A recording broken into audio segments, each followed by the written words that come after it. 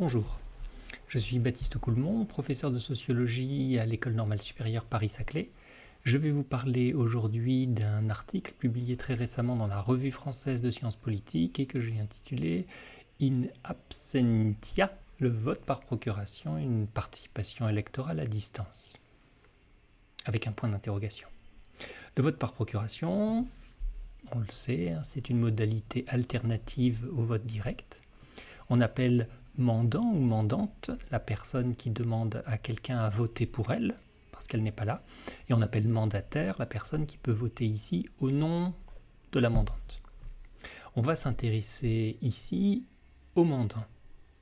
J'utilise pour ça les données de l'enquête sur la participation électorale de l'INSEE, une enquête très intéressante qui a recueilli des informations sur la participation électorale d'environ 40 000 personnes en 2017, et les agents de l'INSEE sont allés consulter les listes d'émargement et ont croisé ces informations avec le recensement de la population française.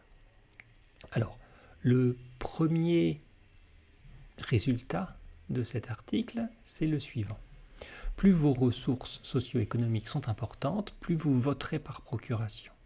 Ici, on voit sur toute la séquence électorale de 2017, c'est-à-dire présidentielle et législative, 17% des cadres, c'est-à-dire 1 sur 6, ont voté par procuration.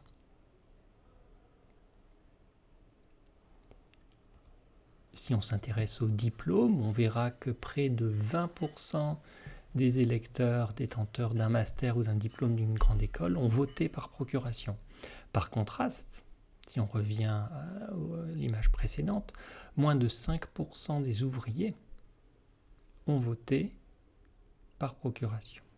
3 fois moins que les cadres. Et les résultats sont les mêmes si, au lieu du diplôme du groupe socio-professionnel, on avait pris comme variable le niveau de vie.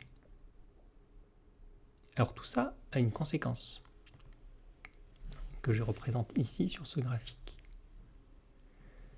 La surparticipation des cadres au second tour des présidentielles disparaît si l'on défalque de leur participation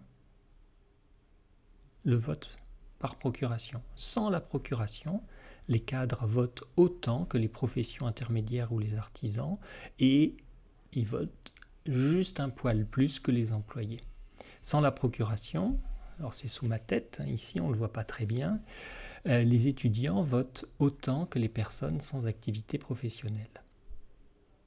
La procuration soutient donc l'expression électorale des personnes dont les ressources sont les plus élevées.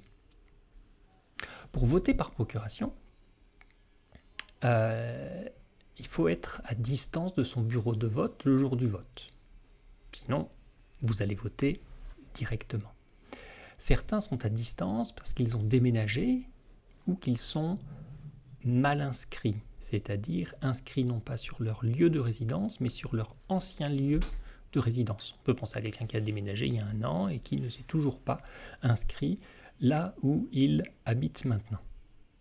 Mais aussi, pour voter par procuration, il faut avoir accès à un truchement, à un mandataire, une personne qui, elle, sera présente dans son bureau de vote le jour du vote.